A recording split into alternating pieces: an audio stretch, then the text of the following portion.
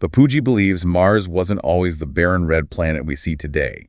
He claims it once thrived with life, much like Earth. And not just simple life forms. We're talking advanced civilizations with technology that might seem like magic to us. Bapuji even suggests these Martians possess cities. Well, Bapuji believes these Martians might have had abilities we'd consider superhuman. So picture a civilization on Mars, capable of harnessing energy in ways we can't even comprehend, maybe even bending the fabric of reality itself. But where did they go? Well, according to Bapuji, the Martians we see today aren't those advanced beings. He believes a catastrophic event, possibly a war, forced them to retreat underground, leaving behind a desolate surface. A war? Hold on. Is he suggesting an interplanetary conflict? Like maybe these Martians weren't just fighting amongst themselves, but with beings from other planets. That's exactly where Bapuji's narrative takes us. He hints at the possibility of extraterrestrial beings visiting Earth and even influencing our ancient civilizations. He points to texts like the Mahabharata, an ancient Indian epic, as potential evidence. I've heard of the Mahabharata, but I'm not very familiar with the details. Could you give us a quick rundown on how it connects to Bapuji's claims? Of course. The Mahabharata is filled with tales of flying chariots, celestial weapons, and beings with extraordinary powers. Bapuji suggests that these stories might not be entirely mythological. What if those flying chariots were actually advanced spacecraft? What if those celestial weapons were advanced technologies that our ancestors couldn't comprehend? There is. Bapuji doesn't just focus on the physical aspects of extraterrestrial life. He delves into the realm of spirituality and consciousness, suggesting that we're all interconnected on a much deeper level than we realize. Well, Bapuji emphasizes the concept of a universal consciousness, a sort of cosmic web that connects all beings. He also introduces the idea of souls traveling across planets carrying memories of their extraterrestrial origins. That sounds like the concept of reincarnation, but on a cosmic scale. Bapuji believes that science, as we understand it, is still in its infancy. He argues that our current methods of observation and measurement can't grasp the true nature of reality. He encourages us to explore alternative ways of knowing to tap into our intuition and inner wisdom. So he's not dismissing science altogether. He's suggesting that we need to expand our understanding of what constitutes knowledge and how we access it. He's basically saying there's more to the universe than meets the eye, and our current scientific tools might not be sophisticated enough to detect it. Precisely. And to understand this deeper reality, Bapuji encourages us to consider a thought experiment. Imagine an ant crawling on a leaf. Its world is limited to that leaf, its perception confined to that two-dimensional surface.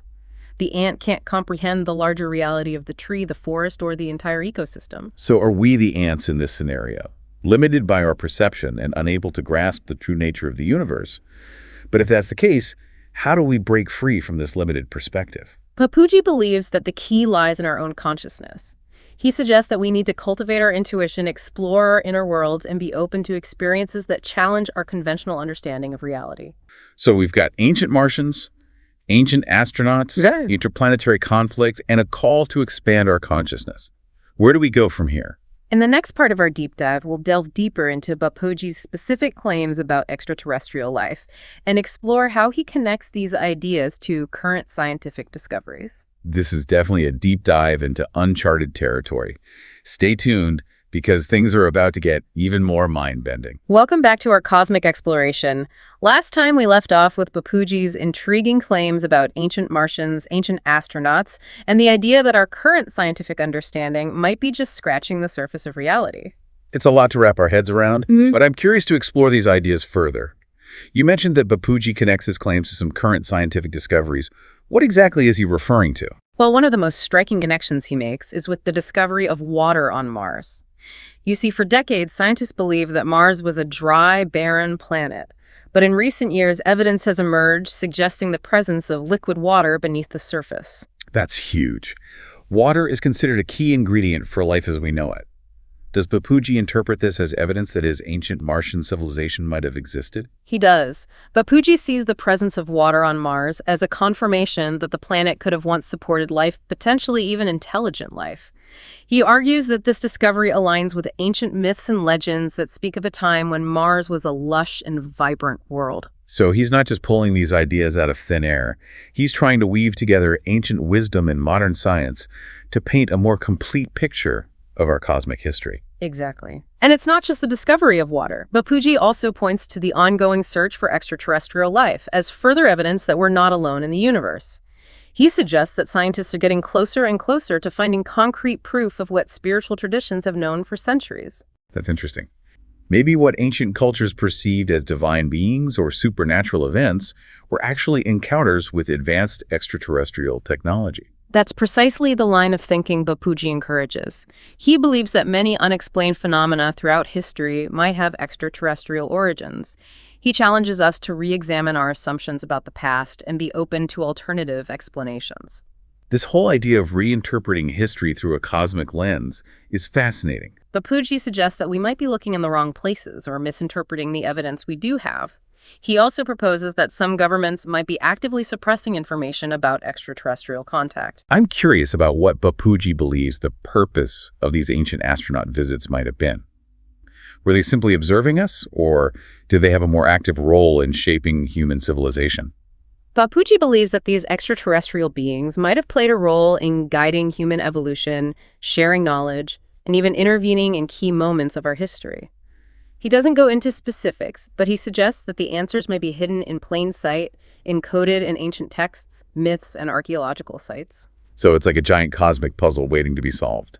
And the pieces might be scattered across different cultures, disciplines, and even planes of existence. Exactly. Bapuji encourages us to connect the dots to look for patterns and synchronicities that might reveal a deeper truth about our origins and our place in the cosmos. This whole conversation is making me think about how much we still don't know about the universe and our place in it. We tend to think of ourselves as the pinnacle of evolution, but what if we're just one small branch on a vast cosmic tree of life? That's a humbling thought, isn't it? Bapuji challenges us to expand our perception of what's possible, to consider the existence of beings far more advanced than ourselves, and to acknowledge that we might be part of a much grander story than we ever imagined. Okay, so we've talked about ancient Martians, ancient astronauts, and the possibility that we're not alone in the universe. But what about Bapuji's more spiritual claims? How do those fit into this cosmic narrative? Bapuji believes that the physical and the spiritual are interconnected, that there's a deeper reality beyond what we can perceive with our senses. He suggests that our souls might have experienced life on other planets carrying memories of their extraterrestrial origins. So it's like the concept of reincarnation, but on a cosmic scale. That's pretty mind-blowing. Bapuji points to the universality of certain spiritual concepts across different cultures and time periods. He argues that these shared beliefs might be echoes of ancient knowledge passed down through generations from a time when humans were more attuned to the cosmos. I've always been fascinated by the idea that there might be universal truths that transcend cultural boundaries. Is there any scientific evidence to support this idea of souls traveling between planets? Or is it purely a spiritual concept? That's where Bapuji challenges the limits of modern science. He argues that our current methods of investigation are ill-equipped to study consciousness and the nature of the soul. He suggests that we need to develop new tools and approaches if we want to unlock these mysteries. So he's not saying that science is wrong, but that it's incomplete. There are certain aspects of reality that might be beyond the reach of our current scientific understanding. Precisely. Bapuji encourages us to explore these realms through intuition meditation and other practices that expand our consciousness. He believes that by connecting with our inner selves, we can tap into a well of ancient wisdom and unlock a deeper understanding of our place in the cosmos. Bapuji's perspective challenges us to think differently about the universe, our history, and even the nature of reality itself. What else does Bapuji have to say about this interconnectedness between the physical and the spiritual?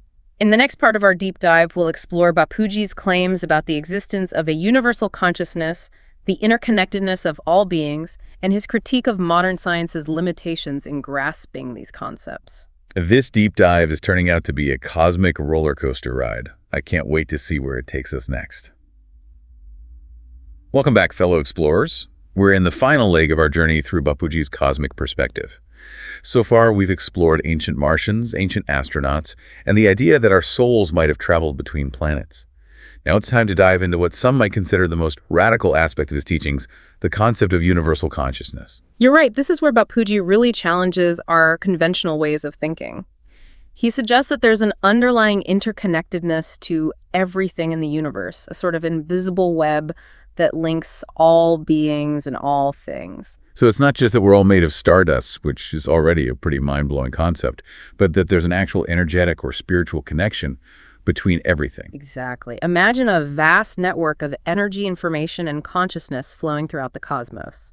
Bapuji believes we're all part of this network, constantly exchanging information and energy, whether we're aware of it or not. That makes me think of the internet, where billions of devices are interconnected, sharing data at lightning speed. Is it something like that, but on a cosmic scale? That's a great analogy. Just like the internet allows information to travel instantly across the globe, Bapuji suggests that this universal consciousness allows for instantaneous communication across the cosmos.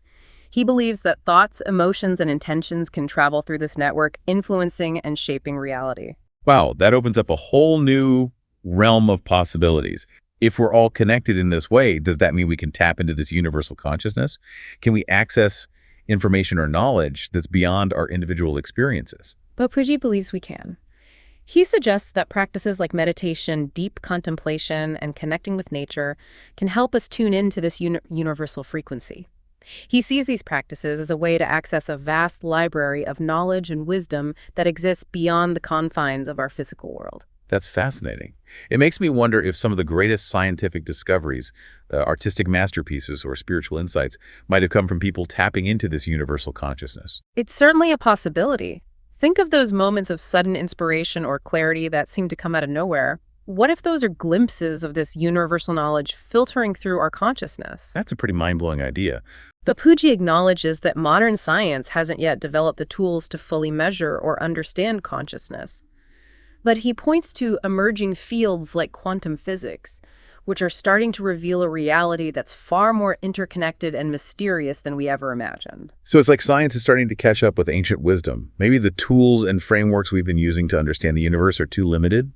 Perhaps we need to develop new ways of thinking and investigating if we want to truly grasp the nature of consciousness and its role in the cosmos. That's precisely Bapuji's point. He's not asking us to abandon science, but to expand our definition of what constitutes knowledge and how we access it. He suggests that intuition, inner knowing, and direct experience are just as valid as empirical observation and data analysis. Bapuji believes that by integrating these different ways of knowing, we can unlock our true potential as human beings and create a more harmonious and sustainable world. I'm starting to see how all these different threads of Bapuji's teachings weave together. The ancient Martians, the ancient astronauts, the idea of souls traveling between planets, and this concept of universal consciousness. It all points to a much grander and more interconnected reality than we typically perceive. Exactly. Bapuji's vision is one of unity, interconnectedness, and a profound sense of belonging to something much larger than ourselves. It's a perspective that challenges us to expand our awareness, embrace our interconnectedness, and step into our roles as conscious co-creators of reality. So what does all this mean for us here and now? If we buy into this idea of universal consciousness, how does it change the way we live our lives? That's a question each of us has to answer for ourselves. But Bapuji offers some guidance. He suggests that by cultivating compassion, kindness, and understanding, we contribute to the well-being of the entire web of life. He emphasizes the importance of living in harmony with nature, respecting all beings, and recognizing that our actions have ripple effects that extend far beyond our immediate sphere. So it's not just about understanding these concepts intellectually, but about embodying them in our daily lives. It's about shifting our focus from individual gain to collective well-being, recognizing that we're all in this together. Precisely. Bapuji's teachings invite us to embrace a new way of being, one that's rooted in interconnectedness, compassion, and a deep reverence for all of life. Well, we've covered a lot of ground in this deep dive. From ancient Martians to universal consciousness, we've explored a vast range of ideas that challenge our conventional understanding of reality. It's been a fascinating journey, hasn't it? Bapuji's perspective offers a unique blend of spirituality, ancient wisdom, and a cosmic worldview that expands the boundaries of what we typically consider possible. And whether you agree with all his claims or not, there's no denying that he offers a thought-provoking perspective that invites us to question our assumptions and explore the mysteries of the universe with open minds and open hearts. So as you go about your day, we encourage you to keep Bapuji's words in mind. Look up at the stars and remember that you are part of something much grander than you can imagine. Tap into your intuition, explore your inner world, and never stop questioning, seeking, and discovering. And who knows, maybe one day we'll unlock the secrets of this universal consciousness and discover that we're all truly connected in ways we never thought possible. Until next time, keep exploring, keep questioning, and keep diving deep.